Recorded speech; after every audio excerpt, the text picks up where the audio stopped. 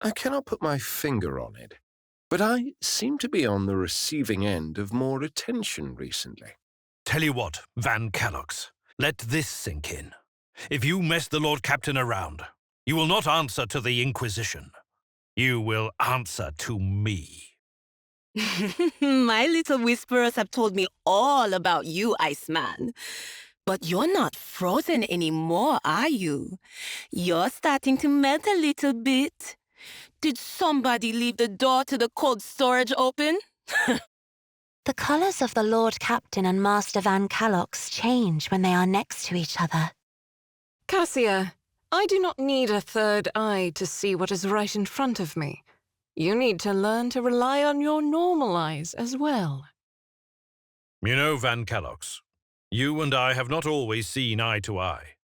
But if there must be someone standing at the Lord Captain's side, you were far from the worst candidate. First Officer Viserion, the very thought of ordering a man of your years and service to shut up is anathema to me. So let's not reach the point where I am forced to do so. I now know what the expression beautiful couple means. I am sorry that this exquisite picture was not destined to be realized on the canvas of reality. Thank you for your kindness, Lady Navigator. Perhaps it is for the best for everyone involved. Heinrichs, my voices near you are whispering dark and monstrous things. This has never happened before, never. What is going on with you? I'm, fine. A little tired. Our recent trials would have worn anyone out. Listen less to the warp's exhortations and focus on the task at hand. Stop looking at the rogue trader like that, Heinrichs.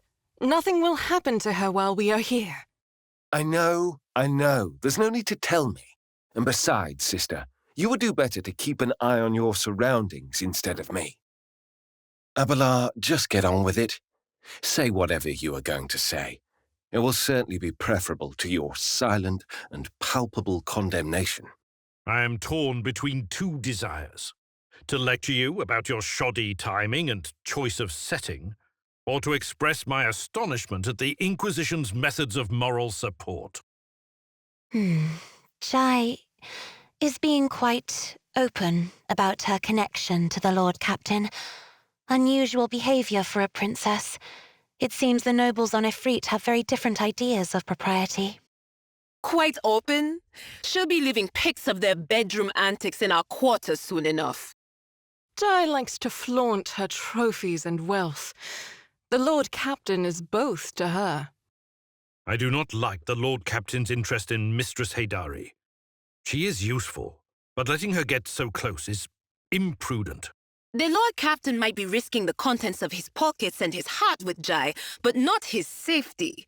Jai's a hustler, not a villain, so the voices say. And I like her. Listening to you now, First Officer Viserion, I wonder if you guarded Lady Theodora's bed as vigilantly as you do the current Lord Captain's. What an interesting bouquet. This is because of the rogue trader, isn't it? I cannot discern which it is. Strangled ambition or simple jealousy. Would you like me to help unburden you? After seeing how the witches of the arena used you, I'm afraid I don't have the stomach for it. You spout a lot of dangerous grok shit, you gangly creep. But you definitely should have kept your mouth shut this time. You'll be lucky if you don't end up strangled. Your colours have become darker and gloomier. Why is there so much sorrow in you? What do you mean, dear? Jai Hidari knows no sorrow.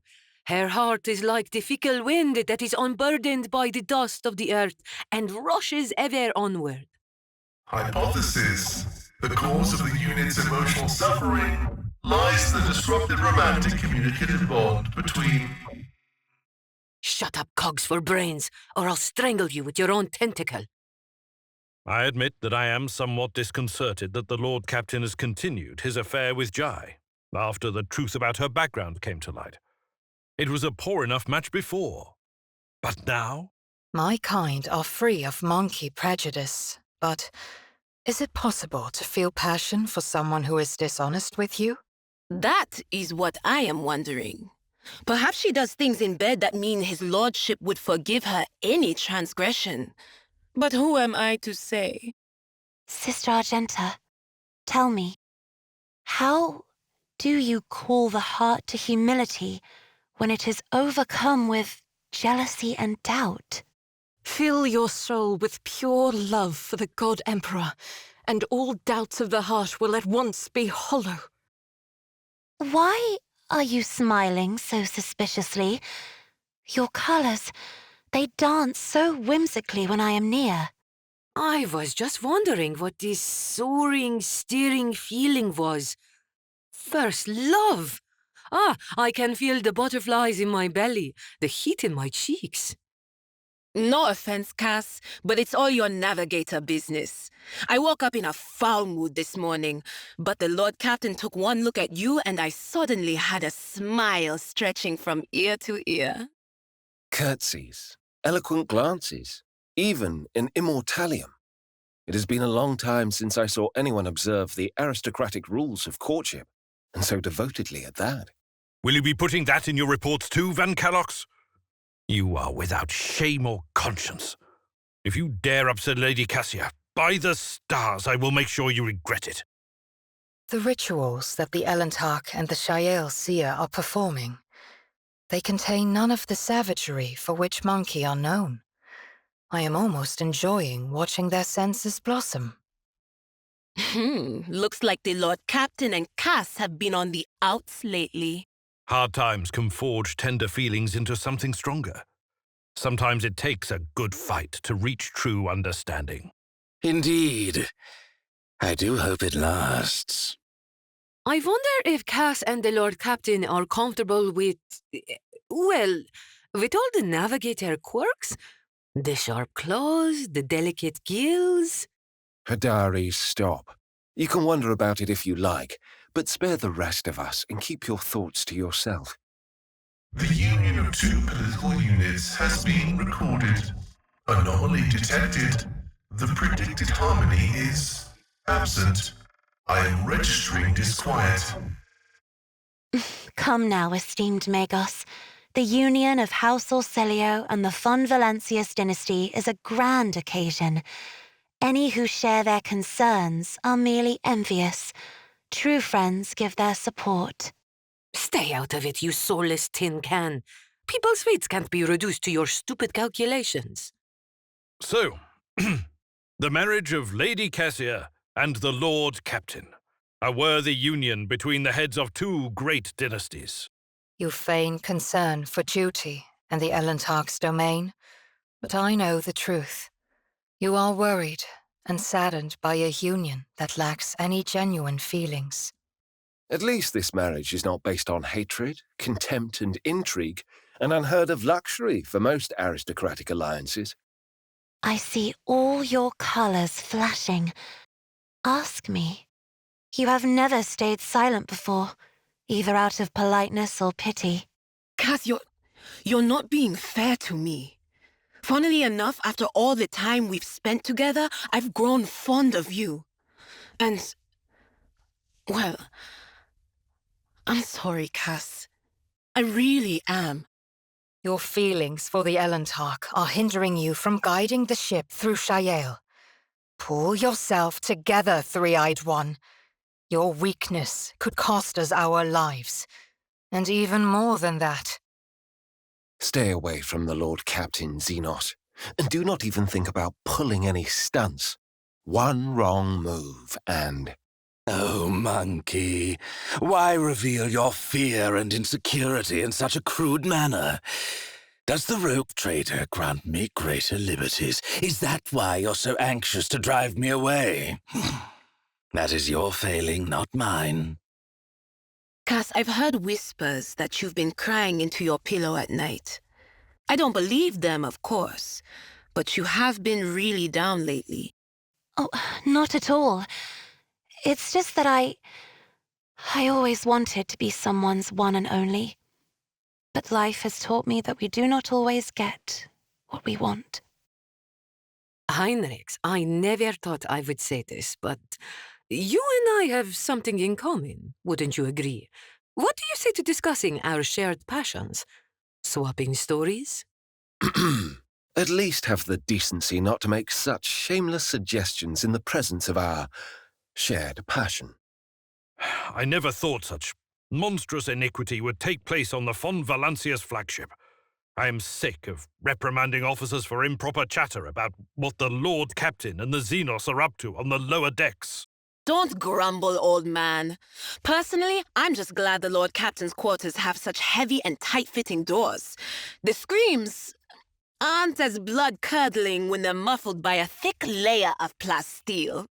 It is not the wicked tongues you should fear, but what the Alantark will become if he does not turn aside from his chosen path.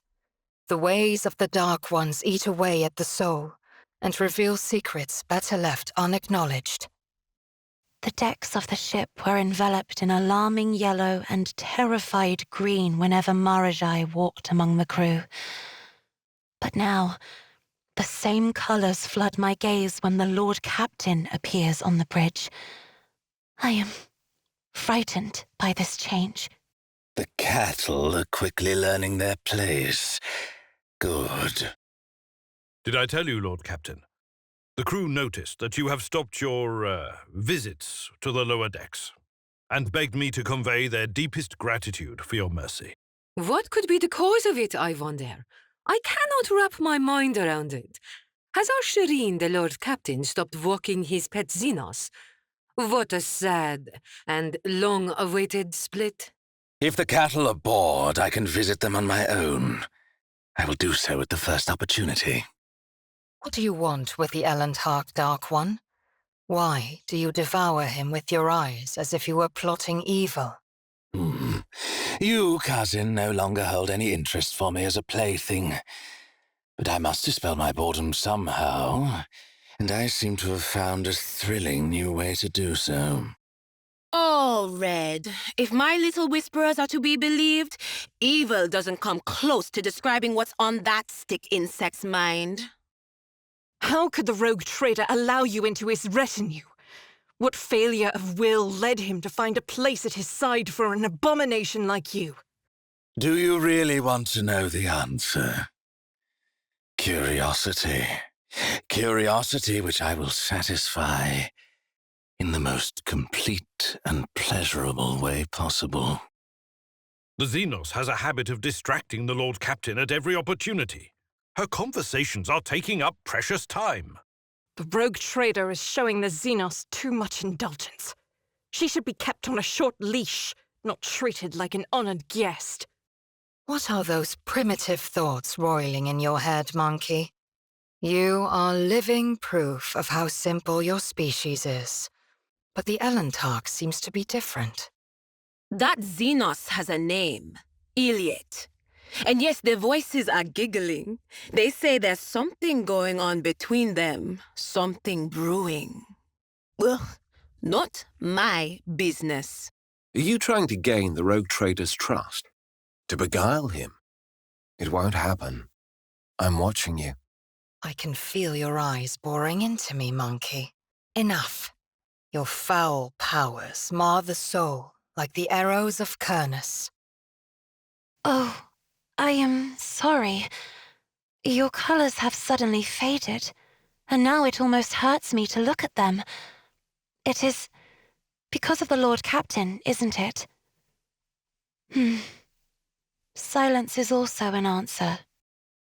I keep listening, just trying to understand. Now that the Lord Captain has rejected you, are you going to start freaking out and acting weird again? If you had committed to your re-education in Komora, you could be savoring your pain and loneliness like a fine delicacy right now. We all regret missed opportunities, don't we? There is only one missed opportunity that I regret. The opportunity to rid the world of you back when we first met. Erliet may have saved the Lord Captain by sacrificing her spirit stone. But she was the one who caused the danger in the first place. Again. Ugh, if the Lord Captain hadn't made off in a mad dash to interrupt the Xenos ritual, we wouldn't have had to save anyone. Yeah, those two deserve each other. Isn't it beautiful? For the sake of the rogue trader, Iliad has forfeited her most precious possession. How much pain that choice has caused. How much fear. The rogue trader has grown so close to the Xenos that he has delved into her very soul, comprehended her feelings. Ungodly, unforgivable heresy. Objection. The Lord Captain's behavior differs from standard expression of feelings. Hypotheses. A. The Xenos is lying. B. The Lord Captain is lying. Or C. There is an unknown variable. Further observations are required to establish the true nature of this phenomenon. I see a silvery blue glow around the Lord Captain and Iliad. These colors are unlike anything I've ever seen. It is as if their feelings exist on some unknowable level. Everyone knows. Your presence is poisoning the mind and soul of the rogue trader. One wrong move, and I will end your miserable life without question. There it is. The monkey pride. You think the Elentark would wallow in darkness without you to guide her. But her soul shines so brightly that it will dispel any gloom, and so I do not fear your words. Argenta, don't you find it difficult to be without your sisters? You are a soldier without a squad. I will fight alongside my sisters again, but my present fate is not a burden to me. No matter where I go or who I am with, I bring death to heretics. That is what matters. I feel my age when fighting alongside such young warriors. Indeed. While I have my navigator skills to call upon, you are, statistically speaking, far more likely to perish in battle. Oh, I mean, that came out wrong. I spoke to Mistress Tolleman recently. Don't you think you're taking advantage of the Lord Captain's hospitality, Van Callox? I assume you're referring to the small request I submitted to Vigdis. If so, then no.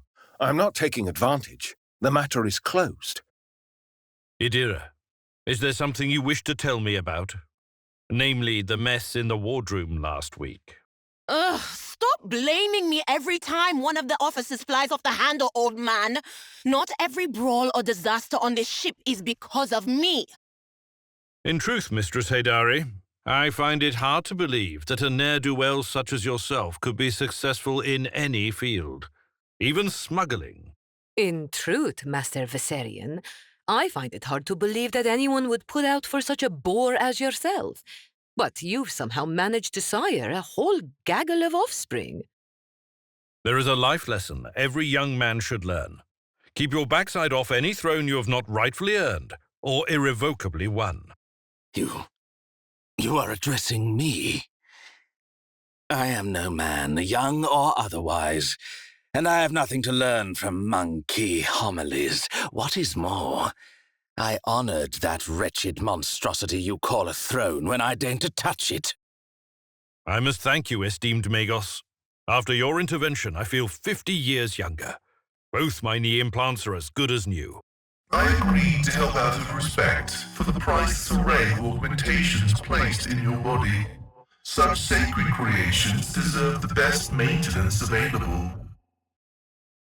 Oh, Terra knows. Many of the household items and devices on board are simply not designed for your build and strength, my Lord Ulfar.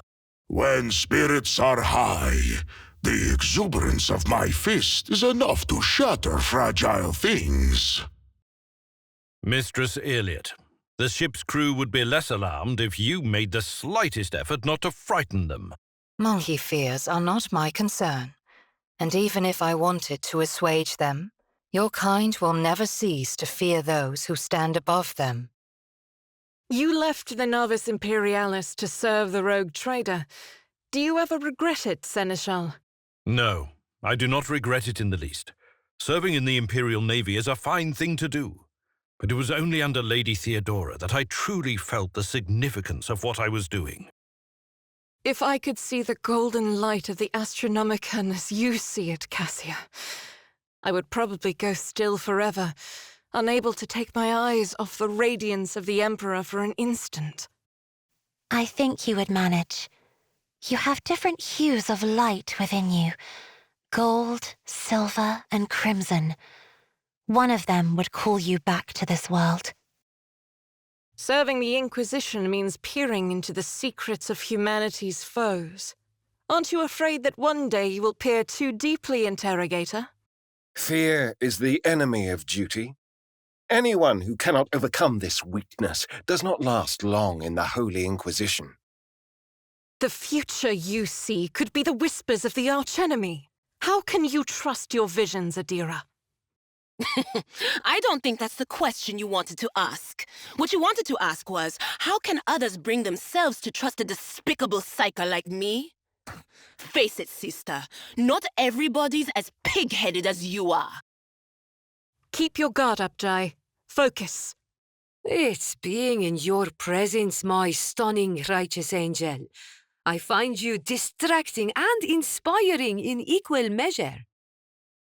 One day the rogue trader will tire of you, abomination, and let justice be done. Nothing gives me more pleasure than the anticipation of that moment. The anticipation of killing gives you pleasure. I see. No need to explain, sweet-voiced monkey. I read your passions clearly in your eyes. Crimson is a good color for battle attire. Enemies will perceive no weakness, not even if you are bleeding. My augmentations allow me to function effectively, even in the event of extensive blood loss. This is what should concern those who dare to stand against the servant of the Omnissiah in battle. I like your oration, bright warrior. It reminds me of the sacred hymns my sisters and I sing on the battlefield. A good battle song gives strength to comrades and glorifies the All-Father. My songs and yours are alike in this respect, pure-hearted sister. Grace and strength of will. It is sad that such gifts have fallen to one whose soul will never be illuminated by the light of terror.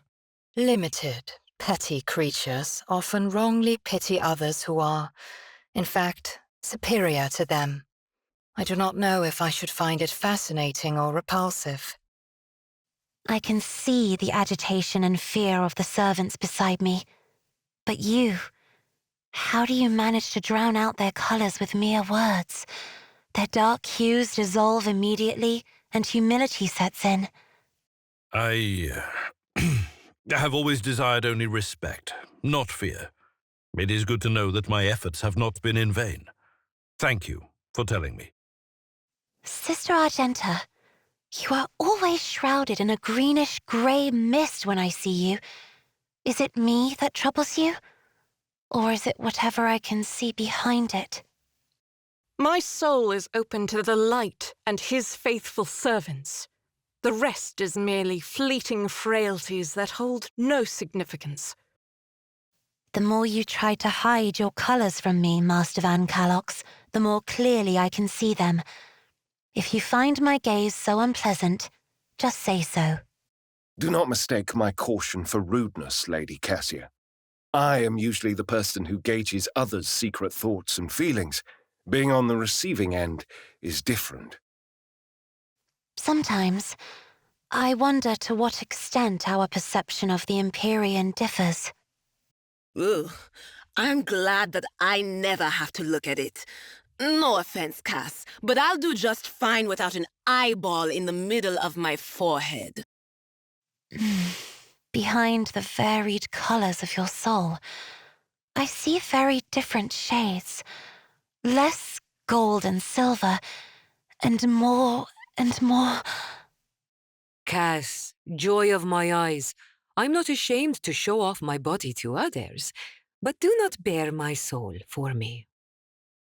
If people could see what I see in you, they would fear your kind even more than they already do. That is the folly of the monkey. You squeal like livestock from the pain inflicted by our blades, when you ought to tremble at the horrors hidden in the gaze of those such as you. Incredible. Your heart, esteemed Magos, shines with a kaleidoscope of colors, albeit one made of metal. Only laypersons believe feelings to be the preserve of flawed flesh. We know the higher passions granted by the Omnissiah, the aversion to tech corruption, the blessing of compliance with the canon of maintenance, and the satisfaction of effective devotional service. You do not have to hide the ashy shadows of loneliness behind swirls of bright colors, Ulfar. I respect your gift, Guide to the Soul Sea. But you should save your sorcery for someone else. I was taught that Xenos were abhorrent creatures. But you do not look terrifying. You look unusual. As do I. Naive child. You are a monster to your own kind. Were it not for your third eye that sees Shael, the thread of your fate would have been severed at birth. What are you gawking at, Iceman? Merely taking a professional interest, nothing more. Abelard, I've been meaning to ask, how are you keeping it together so well? Don't you ever feel awful without her? Enough, Tlas. We have a duty to the new rogue trader. You would do well to focus on that. If you keep your mind busy, you will have less opportunity to fill it with awful things. Hey, your virtuousness. How are you doing? I was born to wage war against darkness. I am always doing wonderfully when danger is near. Cass, tell me, what do you see when you look at me? Usually a colorful pandemonium, but now your colors have faded. Are you afraid of me, Idira? Or of what I might see in you? Die! When we get back, do you want to go back to that place on the lower decks? The one with the tables made out of used promethium tanks? That was fun! Idira, Shireen. I thought you'd gone off the idea of hanging around with me after that shootout. But I have a few more ideas for how we can enjoy ourselves. I've asked you before, but I'll ask you again. Eldari are supposed to be all the one species, aren't they? But I look at you, stick insect, and I don't understand why you and your kin are so creepy looking. Nothing like the Eldari on Janus. I suppose a diet of pain and torment won't do wonders for anybody's looks, but... Just leave me alone. You're always praying, Cog. Don't you ever bore yourself? Do you even know what fun is? What about jokes, huh? The concept of humor has been detected in the catalogue. Demonstration. An ignorant layperson, a low-status candidate for servitorization, and a blasphemous augment thief walk into a bar, deprived of the Omnissiah's blessing. I can't work out if you respect me for my abilities or despise me, big man. You're glaring at me now like you've just downed some sour amasek. Don't you like me? I am no fool. I will not insult a witch who knows the spirits, but I am not careless enough to forego a protective amulet in your presence. You are not to be trusted. People go on and on about Xenos this and Xenos that. But I look at you, Iliet, and I think you look like a human, albeit a dangerously skinny one. A degrading comparison, monkey. You are the call of Cylon Thrash in a corporeal shell. You could tear the veil apart at any moment. We are as alike as a snowy mountain peak and dirt on the sole of a shoe.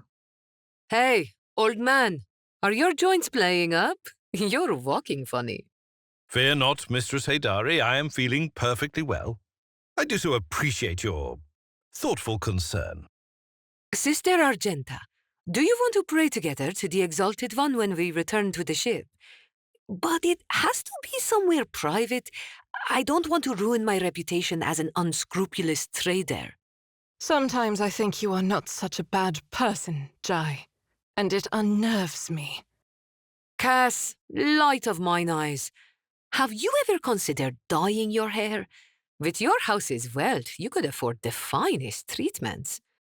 Why ever would I do that? I perceive the hues swirling in people's souls. Their masks cannot deceive my gaze. Master Van Calix, you and I need to find some time to talk business. In private. I believe you have information that will be extremely helpful to me, and extremely valuable. Mistress Udari, you will find a private conversation with me to be extremely unhelpful to you and your business. Save your charm and money for another informant. Idira, Shireen, dispel my doubts. Can you use your visions to see what card will be dealt at the gaming table? Of all the times to ask! You've been easier to tolerate since you were taken down a peg. You're not any nicer, just easier. Let me know if you grow tired of things being easy. I would take great pleasure in making your life much, much more difficult.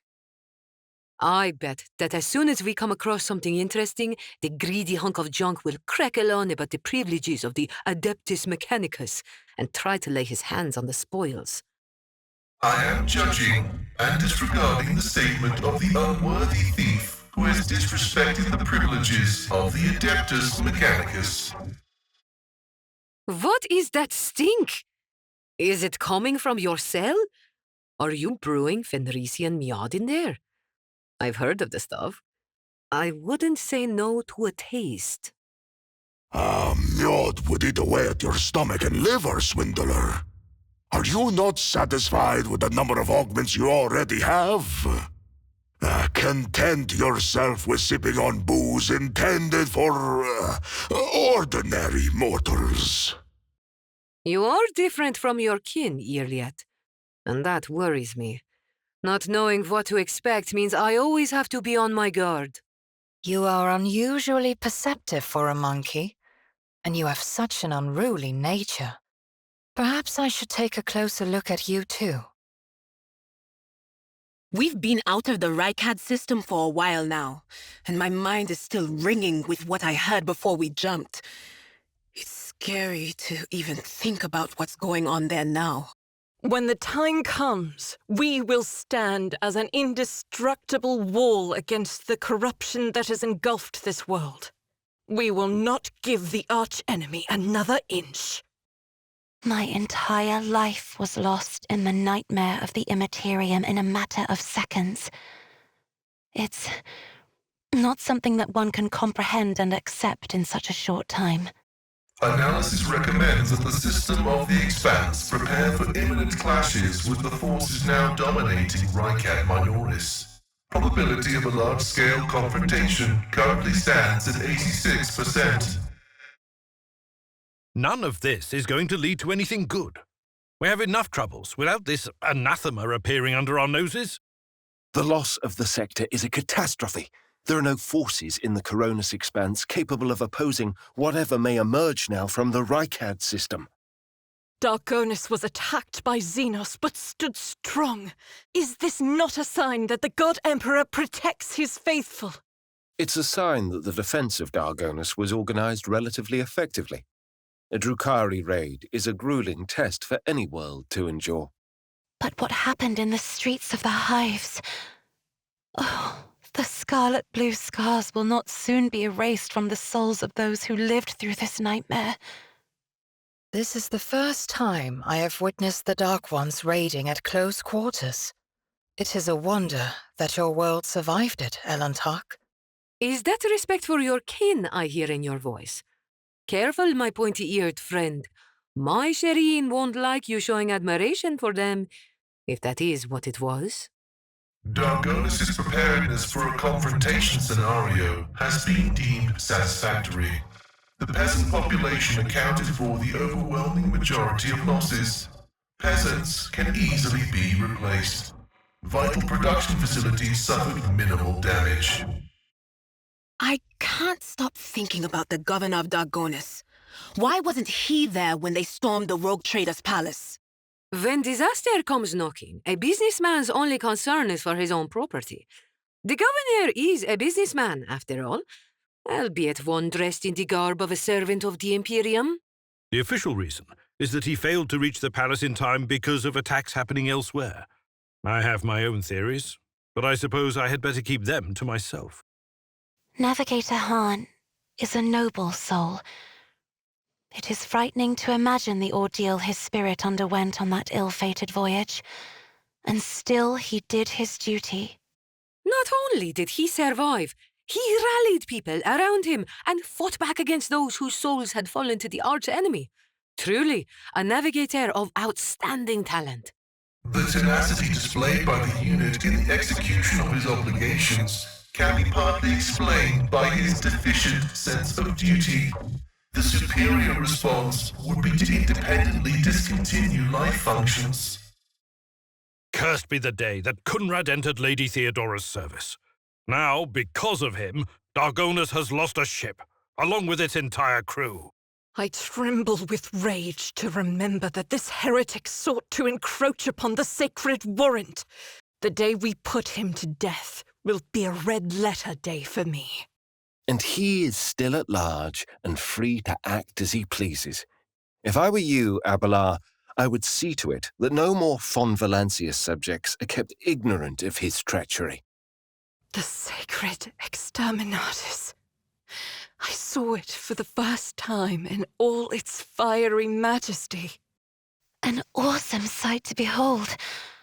Like a giant brush wiping all the colors of the world from the canvas of reality. It makes me sick to think how many innocents died in agony. And you marvel at it. The fall of Reichard Minoris is a blow to all of the Expanse. I imagine Winterscale will be enraged when he finds out. This statement is false. The specified unit has experienced a long service life and observed many planetary catastrophes. Their statistical significance is negligible on a sectoral scale. The statement is tainted by the emotional burden of grief. I nurtured a spark of hope that Urak 5 could still be saved. But now my home is lost. Forever. It is good to see the people of Footfall are once again getting back on their feet. There are many common folk on the station who now will no longer need to fear that they will die of starvation. A preemptive reduction in surplus population may have had a positive effect on the station's productivity.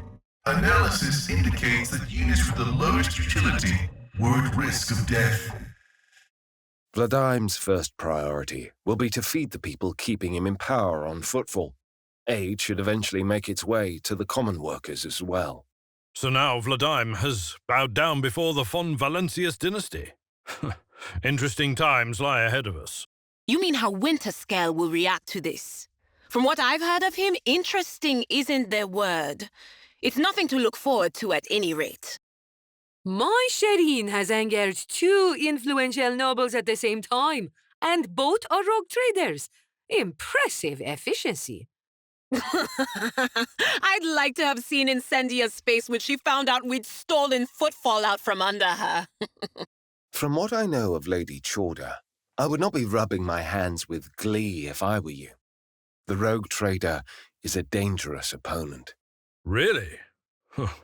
I would prefer to be as far away from her ladyship Chorda as possible at that moment. You are surrounded by unbearably heavy colors, Master Van Calox. It is as if they have been dredged up from a deep, forgotten well. It's because of the black ship, isn't it? I would rather not discuss my emotional state, especially as concerns that place. Iceman doesn't seem too eager to talk about it, and I suppose I don't want to think about it a second longer than I have to either. The corruption soaked into the bones of the lost ship may have imprinted itself on the souls of your servants, Elantark. I hope they were thorough when they performed the cleansing rituals. One of the shuttle pilots died by suicide shortly after that flight.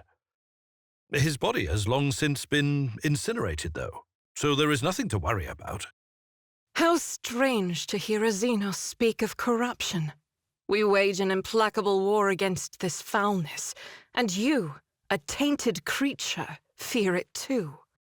A trap on a frozen world. A cruel snare for unsuspecting victims. The innocent souls drawn in by the signal paid for their kindness with their lives. I fell into a similar trap once. My rivals lured me to a signal from my dead crew. Gosh, ha! I made sure those worthless pirates paid for what they did to my boys.